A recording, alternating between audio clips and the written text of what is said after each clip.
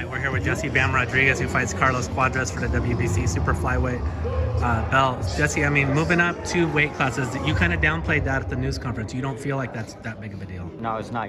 Like I said, I walk around 130 during training camp. To cut down to 108, it's a lot of work. So cutting down to 115, I still have to cut weight, but it's just not as difficult. There is, I mean, obviously, I guess you yield some benefit to him that he does have more experience than you. But, I mean, there is something to say about youthful talent and skill, just that raw energy and ability that you'll bring to this fight. What wins you this fight, in your opinion? My skills, I'm hungry, I'm younger, more explosive, more athletic. He's not the same Carlos Cuadras he was a few years back. So I feel like this is my time to shine and my time to become a superstar.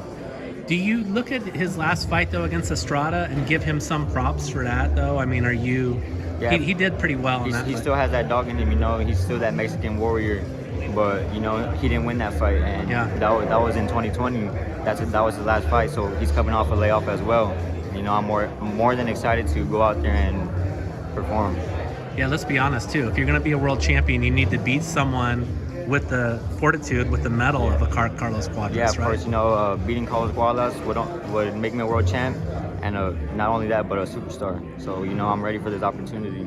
Obviously, this division is stacked. I mean, you talk about Sorong Vasaya has the ability to come back and fight you, I would assume, in victory. If you win, he comes back to fight you. And then you got the other guys who are right there, Chocolatito and everyone else. I mean, what would it mean to you to be, such a prominent player in such a loaded division?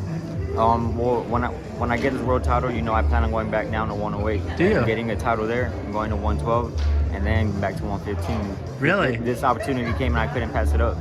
Can you do that? Well, do you think they'll allow you to take on that many fights before coming back and defending your belt? Oh, well, I'm gonna vacate it. You are? Yeah, I'll vacate it. Okay, Yeah. Really? Yeah. Is that a tough decision at all? Because it would be your first title. My first title, but this is not my original weight class. I still have work to do at 108 and 112, so I'm gonna do that and then go back up. Who are you looking to fight in those divisions? 108, anybody that comes my way. It's been difficult to even get a fight now. So after this, it's probably gonna be way harder. So I might just have to go to 112. But at 112, any of those champions, I'll be more than excited to go in the ring with them. Now you're one of those guys that the hardcores know you and they love you. Yeah. What's it mean to you to finally, break through, just that and get onto a main stage, a main event on DAZN here in Phoenix? This is a blessing, main event on DAZN for a world title against former world champion Carlos Cuadras. It's big as it gets.